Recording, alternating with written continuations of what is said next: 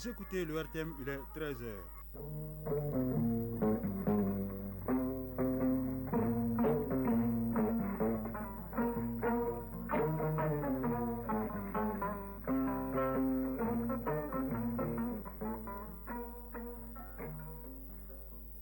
Le journal Siaka Konaté.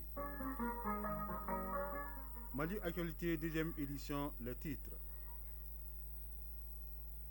Diagnostiquer les maux qui minent le système de santé de notre pays et proposer des réformes pour corriger le dysfonctionnement, c'est l'un des objectifs des États généraux de la santé dont la phase régionale se tient depuis hier à Ségou. Le Mali assure désormais la présidence de la Grande Muraille Verte. Le Tchad lui a passé les flambeaux lors de la session ministérielle de l'organisation qui s'est tenue à Iriad en marge de la COP16 sur la désertification. Le ministre chargé de l'Environnement engage le Mali à mobiliser les pays membres pour accélérer la mise en œuvre des projets.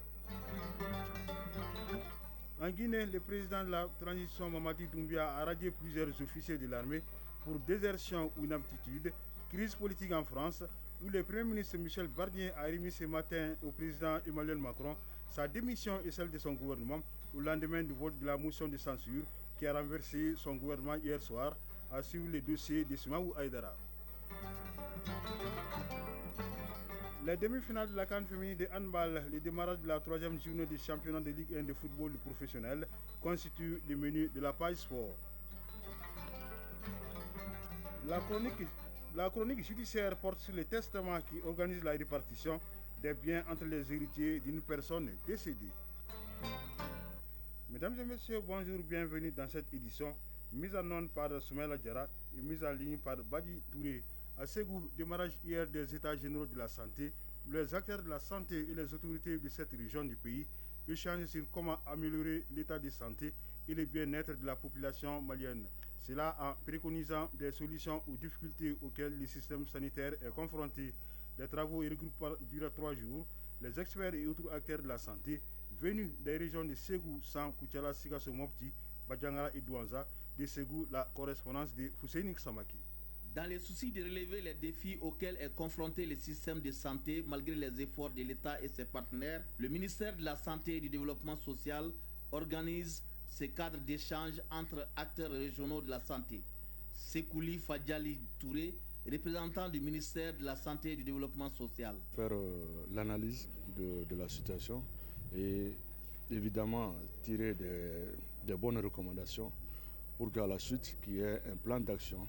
Les experts et autres acteurs du bien-être des populations venus des régions de Ségou, San, Koutiala, Sikasso, Mopti, Badjangara et Douanza vont plancher sur le diagnostic du système de santé, proposer des solutions pour relever les défis et élaborer un plan d'action avec un chronogramme de mise en œuvre. Bilali Keïta, membre de la commission santé du CNT. Donc, lorsque les experts se réunissent pour en débattre, pour montrer du doigt le problème et apporter des solutions, ça ne peut être qu'au bénéfice des populations. Contrôleur général Alassane Traoré, gouverneur de la région de Ségou. La tenue des États généraux de la santé vise comme objectif d'établir le diagnostic et de proposer des réformes en vue de corriger les dysfonctionnements constatés lors des instances de suivi et d'évaluation des projets et programmes de santé. Sur les thématiques retenues, à savoir offre de soins et services de santé de qualité, gouvernance et communication, financement de la santé, questions transversales se rapportant au concept Une seule santé, à la coopération. Les recommandations de cette assise régionale permettront d'analyser les forces, les faiblesses et les opportunités du système de santé dans le cadre de la préparation de la phase nationale qui se tiendra bientôt à Bamako. Ségou Fousseini Samake et Bakary Traoré pour l'ORTM. En troisième région, la foire agricole de Sikasso Fasco 2024 se tiendra du 14 au 19 décembre prochain. L'objectif est de faire la promotion des filières agricoles et des innovations technologiques dans le domaine de l'agriculture. Les organisateurs viennent de tenir une conférence de presse pour informer la population sur les principales activités prévues pour cette 6e édition. Plus de 2000 participants du Mali et de la sous-région seront au rendez-vous. Le compte rendu de Mouskouro Sérémé qui nous appelle de Sikasso. La FASCO, foire agricole de Sikasso, est un rendez-vous majeur des acteurs du monde agricole qui vise à mettre en valeur les potentialités agricoles de la région, favoriser les échanges commerciaux, créer les liens de synergie entre les acteurs de la filière agricole et promouvoir l'emploi des femmes et des jeunes. À cette conférence de presse, les participants sont informés sur la vision, les enjeux et les innovations de cette 6e édition. Bakari Diara, président de la commission d'organisation. On a trouvé un parrain cette année à Sikasso qui est la Chambre de commerce et d'industrie. Et cela se justifie aussi par le contexte qu'il y a une volonté politique de mettre en valeur nos produits locaux. On veut que les jeunes des écoles agro-pastorales participent réellement aux conférences, notamment avec les questions de digitalisation de l'agriculture, d'innovation technique et technologique pour mettre en valeur l'agriculture. Le thème central retenu pour cette 6e édition de la FASCO est l'agriculture durable, facteur de développement économique et d'emploi pour un avenir meilleur. Les questions de compréhension ont essentiellement porté sur les stratégies d'intégration de l'agriculture durable dans les pratiques agroécologiques, le financement de l'agriculture par les fêtières affiliées au Conseil régional, la question d'emploi et d'insertion socio-économique des jeunes dans le secteur agricole, ou encore les difficultés liées à la transformation des produits locaux. L'événement est soutenu par plusieurs partenaires, dont le Conseil régional de Sikasso. Yaya Bamba, président. Cette foire témoigne du dynamisme de nos entreprises et les emplois qui les font vivre, mais aussi la politique qui accompagne les entreprises pour créer et innover davantage. Ibrahim Mahaman, conseiller au gouvernorat de Sikasso. Je puis réaffirmer l'accompagnement des autorités administratives pour l'atteinte des objectifs de développement de la région.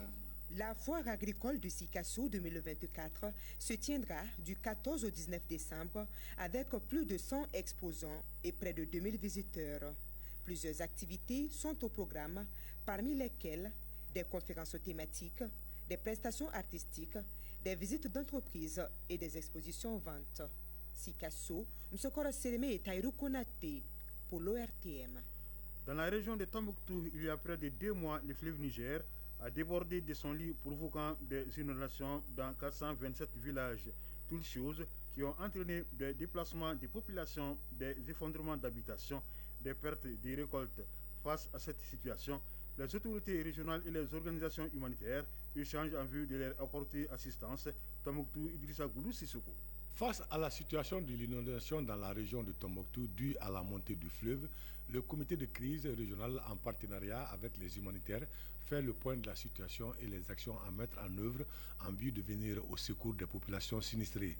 Ces 427 villages inondés, 20 710 ménages touchés et 102 394 personnes affectées. Et à Ashkonta, maire de la commune de Alafia. L'eau continue à monter, nous continuons à enregistrer des victimes, des maisons sont tombées, des périmètres sont vraiment sous l'eau aujourd'hui. Des bâtiments continuent à s'effondrer au niveau des villages et certains sites nomades. Et des salles de classe dans l'eau. Les humanitaires ont promis d'assister les populations et des missions sont sur le terrain pour l'évaluation de la situation. Déjà, certains se proposent de mettre à la disposition des sinistrés des kits de dignité, d'hygiène, de réhabiliter des digues qui ont cédé, des consultations et des cliniques mobiles pour un coût de près de 800 millions de francs CFA. Sidi Adjabiakoui, représentant OCHA.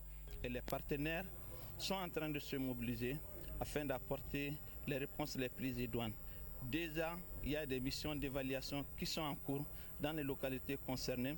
Et au sein de la communauté humanitaire, nous avons essayé de mettre en commun ce que nous avons. Mamadou Tembeli, directeur de cabinet du gouverneur de Tombouctou. Je crois que c'est une rencontre tueuse du point de vue de la participation des partenaires techniques et financiers de la région, surtout les humanitaires. Nous leur avons présenté la situation actualisée des cas d'inondation dus à la crue du fleuve Niger, ici dans la région de Tombouctou, qui est une situation préoccupante. C'est 5 cercles de la région qui sont concernés par la montée du fleuve Niger en région de Tombouctou. Tombouctou, Idrissa Goulou Sissoko, Alou Koulibaly pour l'ORTM. Ici à Bamako, lancement hier à la maison des avocats du Mali du premier numéro de la revue du barreau du Mali. Cette revue trimestrielle est une matérialisation de la volonté de l'actuelle équipe dirigeante du barreau d'impulser une nouvelle dynamique à la profession et surtout de permettre aux avocats de publier leurs œuvres qui peuvent aider les acteurs du monde judiciaire au quotidien. Dans ces premiers numéros, on retrouve des thématiques comme la pénalisation de l'exécution forcée des droits de l'OADA, le cadre élargi du champ d'application de la nouvelle loi uniforme bancaire et son cadre d'application ou les procédures collectives de l'OADA. Reportage Mamadou Fani. Attendue par les avocats et le monde judiciaire, la revue trimestrielle du barreau du Mali vient d'être officiellement lancée ce mercredi.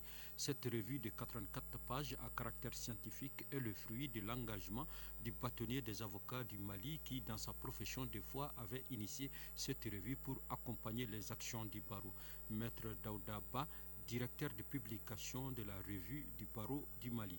Le premier numéro de la revue trimestrielle du barreau du Mali est consacré à la réforme du droit OADA du recouvrement et à la nouvelle loi bancaire UEMOA qui a vocation à s'appliquer au niveau des 8 États de l'UEMOA. 75% des dossiers contentieux portent sur le recouvrement de créances. Cette revue, avec des thèmes variés, marque un véritable changement de paradigme du barreau malien en quête d'une corporation forte.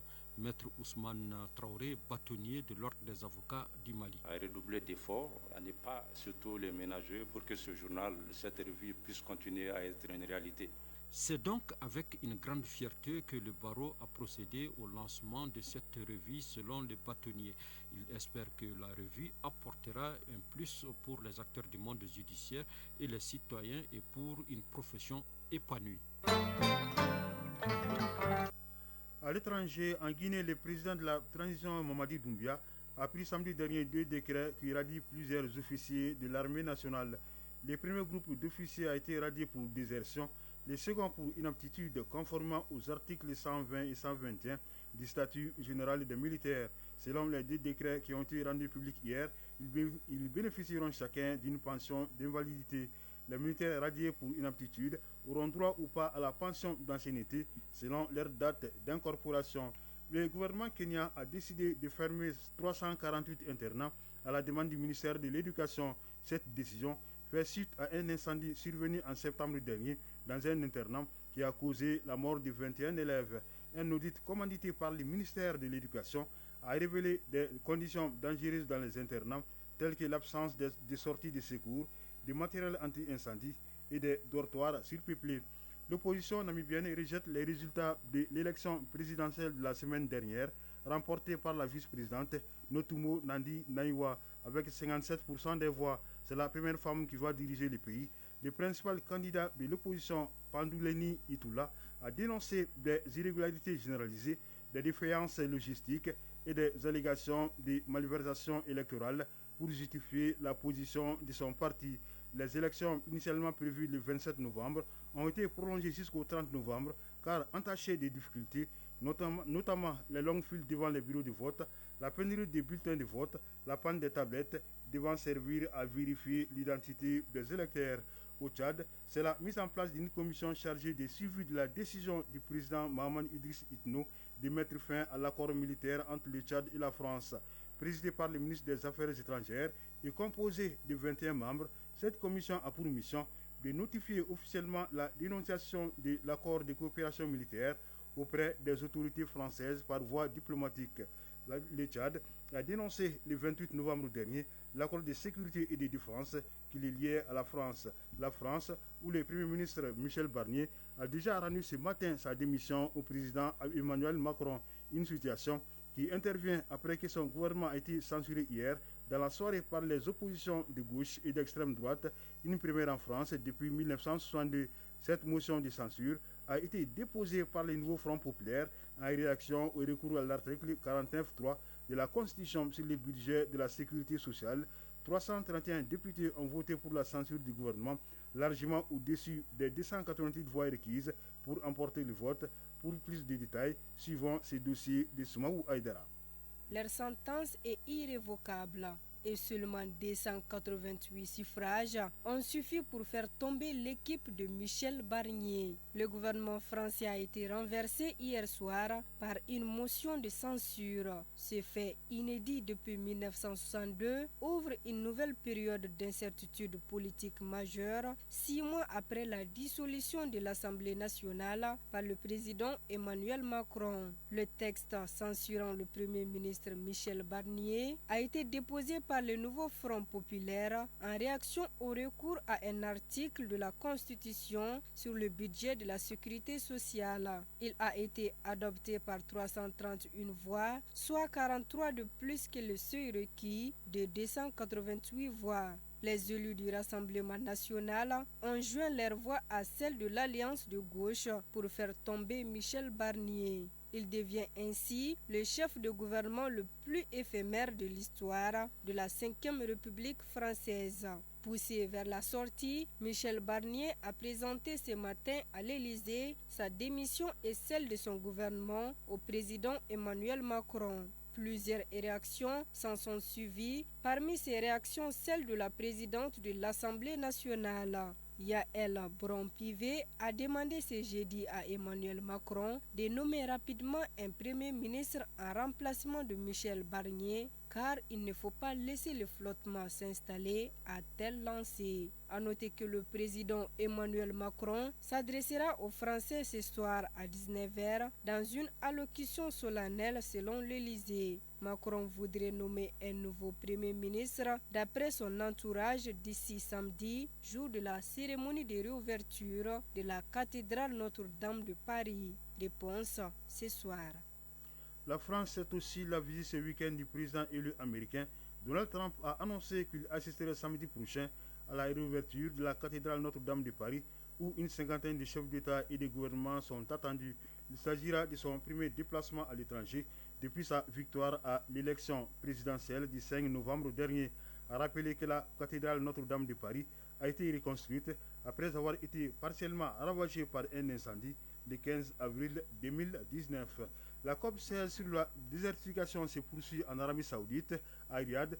La réunion ministérielle de l'Agence panafricaine de la Grande Muraille Verte a jeté les bases d'une nouvelle étape pour ce projet phare de lutte contre la désertification en Afrique. Le Mali assure désormais la présidence de l'organisation. Le Tchad lui a passé le flambeau. Parmi les défis que notre pays doit relever, il y a la mobilisation des ressources financières pour accélérer la mise en œuvre des projets. C'est ce que nous dit notre envoyé spécial Agibou Koulibaly. Réunis en marge de la COP16, les représentants des États membres de l'Agence panafricaine de la Grande Muraille Verte ont passé en revue plusieurs points. Doumbia Mariam Tangara, ministre de l'Environnement, de l'Assainissement et du Développement durable. Discuter de plusieurs points clés. L'audit institutionnel et organisationnel de l'Agence panafricaine de la Grande Muraille Verte doit être finalisé pour mettre sa validation au prochain Conseil des ministres.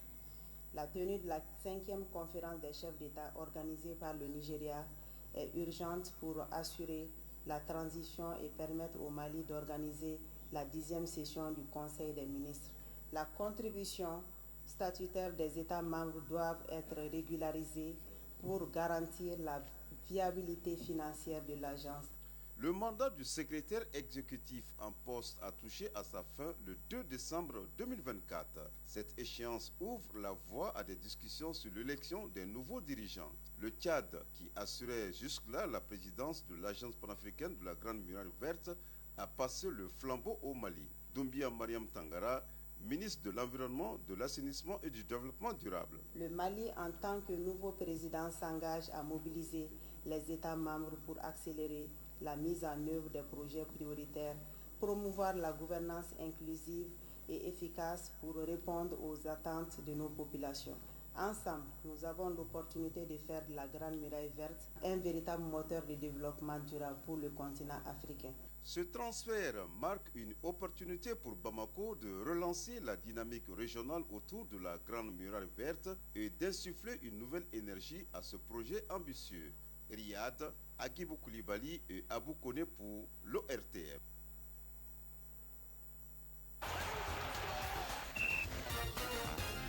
Ce générique annonce la page sport dans laquelle la leçon du sport du jour porte sur le handball.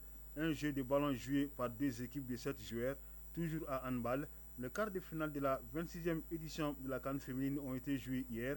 En football, il sera question de la 3e journée du championnat national de Ligue 1 professionnelle qui démarre demain avec 3 matchs au programme. La page sport, c'est une présentation d'Abdul Karim Kaba. Football, la 3e journée du championnat national de Ligue 1 professionnelle démarre demain vendredi avec 3 matchs. D'abord à Kati, au stade Salif Keïta, l'AS Police jouera contre l'US Bougouba à 16h. À la même heure, au stade Mamadou Konaté, l'AS Co sera face au FC Diara. Et à 18h, toujours au stade Mamadou Konaté, Bing FC en découdra avec l'US Bougouni. Samedi, Étoile du Mandé Isfas et ASL de Bamako 11 cratères de Nyarela. Les matchs AFC Stade Malien de Bamako et AS Bakaridjan de l'UBAC seront programmés ultérieurement suite aux différentes rencontres de nos représentants en compétitions africaines. Handball à présent, les quarts de finale de la 26e édition de la CAN féminine étaient à l'honneur hier mercredi. Le Congo est tombé devant la Tunisie 24-28. L'Égypte a dominé la RD Congo pays hôte 23-22. L'Angola s'est imposé devant l'Algérie 34-15 et le Cameroun a perdu devant le Sénégal 19-26. Ainsi, le tableau de demi-finale est le suivant. L'Égypte sera face à l'Angola, la Tunisie sera aux prises avec le Sénégal. Et ces demi-finales sont prévues pour demain vendredi et la finale, quant à elle, se jouera samedi. Justement, la leçon de sport du jour porte sur le handball. L'objectif est d'envoyer le ballon dans la cage adverse. Isaac Tenou nous parle de handball dans la leçon de sport de ce jeudi. Le handball est un sport collectif joué à la main où deux équipes de 7 joueurs s'affrontent avec un ballon en respectant plusieurs règles sur un terrain rectangulaire séparé en 2 camps. Amadou Maïga, entraîneur de handball. Le handball est un sport collectif d'origine germanique qui se joue à 7 contre 7, dont chaque équipe a un gardien de but. 6 joueurs et un gardien de but. Il se joue sur une surface de 40 sur 20, longueur 40, largeur 20 mètres, avec 2 zones de 6 mètres uniquement réservées aux gardiens du but. Il y a 2 buts de 2 mètres de haut et 3 mètres de large. Le jeu est assisté par 2 arbitres, des chronométreurs, des juges arbitres qui sont chargés de marquer les points. Ce sport se pratique en effet avec un ballon qui ne peut être joué qu'avec les mains. Au bout du temps réglementaire, l'équipe qui aura marqué le plus de buts est déclarée vainqueur. Un match de handball prend 1 heure de temps avec 10 minutes de pause, 30 minutes chaque mi-temps. Chaque but marqué compte 1 point. Et l'équipe qui engendre beaucoup de points est donnée vainqueur. Le handball a des similitudes avec le basketball. Amadou Maïga. Avoir les 2 jeux, il y a des similitudes. Les passes, les dribbles, mais seulement de la manière dont les points sont marqués sont différents. Au basket, on a un panier qui est suspendu. Or, au handball, on a des buts avec gardien de but. Au niveau du handball, comme au basket, il y a les règles de marché, mais là aussi, ça diffère un peu. Parce qu'au basket, il y a beaucoup de restrictions au handball. On peut faire 3 pas, dribbler et reprendre la balle, shooter. Or, en basket, après les 3 pas, on ne peut pas dribbler.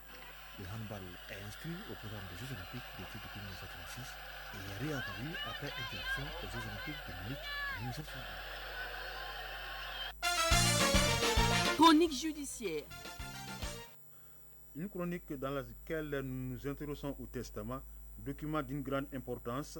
Le testament organise la répartition des biens entre les héritiers d'une personne décédée. Faute de testament, beaucoup de familles se retrouvent aujourd'hui devant les juges après le décès d'un membre de famille. La question est traitée par le titre 5 du Code des personnes et de la famille qui reconnaît le testament dans son article 10-25. Malgré les dispositions légales, le Malien n'a pas encore l'habitude de préparer son testament. Quels sont donc les avantages et les inconvénients de l'émission d'un testament? Il m'a des réponses avec Garibou Pérou. Unilatéral en général, le testament est un acte par lequel un adulte dévoile ses volontés post-mortem. L'auteur précise les dispositions qui seront à prendre. En principe, l'acte prend effet à partir du décès du testateur. Maître Boubacar Soumaré, avocat inscrit au barreau du Mali. La loi malienne a prévu des mesures par rapport au testament. Parmi mode de succession, il a ce qu'on a appelé chez nous la dévolution successorale ab intesta. C'est la dévolution successorale par la voie du testament et je crois que c'est prévu par l'article 751 du Code des personnes et de la famille. Donc c'est un mode de dévolution successorale qui est prévu et réglementé par le droit positif malien depuis le Code des personnes et de la famille. Il n'est pas un acte obligatoire, mais il est un acte souhaité dès lors qu'on a des biens dans son patrimoine et qu'on croit à la mort. Et annuler un testament sous certains cieux est un acte grave parce que c'est attentatoire à la dernière volonté d'une personne qui n'est plus. Non obligatoire, il existe plusieurs testaments. Nous avons par exemple le testament authentique, holographe, mystique, dont le contenu reste secret jusqu'à l'ouverture. Le testament authentique, c'est celui-là qui est reçu par 2 notaires ou par un notaire assisté de 2 témoins plus du testateur. Ensuite, il y a le testament holographe. Le testament holographe qui n'exige pas forcément qu'il soit reçu par un notaire est rédigé de la main du testateur ou sous sa dictée. Et ensuite, il y a le testament mystique. Pour le testament mystique, c'est prévu justement par les dispositions de l'article 1026 du Code des personnes et de la famille. Ce testament doit être reçu en forme dactylographiée. Le testataire dicte, c'est reçu en forme dactylographiée, signé par lui et cacheté. Et en présence de 2 témoins, le testament mystique est déposé au cabinet d'un notaire. Comme son nom l'indique, personne ne connaît ce qui est à l'intérieur, puisque aucune forme n'est exigée. Celui qui n'a aucun moyen peut exprimer sa dernière volonté sous sa dictée à une personne qui sait lire, qui sait écrire. Le testament a des avantages en termes de traçabilité et de protection, et point besoin de dépenser de grosses sommes pour l'établir. Son établissement est pratiquement sans frais. Le testament organise le rapport entre les testataires et les tiers. Il a un rapport aussi avec les ayants droit eux-mêmes, parce que chacun mesure sa place. Donc c'est la récompense du mérite qui a été la volonté du testataire en attribuant tel bien à telle personne et tel autre bien à telle personne. Le père peut par exemple, au soir de sa vie, ne pas être content de tel enfant ou de telle épouse. Les testaments qu'il avait déposés chez un notaire depuis tant d'années, sans aucun problème, il peut être amené à aller modifier en diminuant la part de tel enfant ou de telle épouse. Donc certains pensent que les testaments souvent donnent lieu à des règlements de comptes. Reconnu par le Code des personnes et de la famille, les testaments bien encadrés respectent le cadre légal. Aujourd'hui, on a comme l'impression que dans certaines situations, l'homme est pressé de la mort de l'homme. Il ne reste plus qu'à aller s'endetter en disant « je vais te rembourser dans ma part de succession ». Et c'est la raison pour laquelle les législateurs ont dit les pactes sur succession future sont interdits. C'est-à-dire, je ne dois pas aller m'endetter en disant mon père est malade, mais d'un moment à l'autre il pourra partir, je vais vous rembourser. Authentique, holographe ou mystique, le testament est un moyen de régler sans animosité la question successorale. Les retours légaux des parents qui consistent à reprendre les biens transmis à l'enfant malheureusement rappelé à Dieu peut être pris en compte dans les droits positifs, jusqu'ici muets sur la question. C'est donc la fin de cette édition présentée par Siara Konati avec la réalisation Soumandao, à la mise en onde Soumaïla Djara, la mise en ligne étant assurée par Badi Touré. Une édition à retrouver sur www.wartem.ml. Restez à l'écoute pour pouvoir suivre les avis et communiquer avec Kani Keita. Merci d'avoir suivi la présente édition et bonne écoute radiophonique.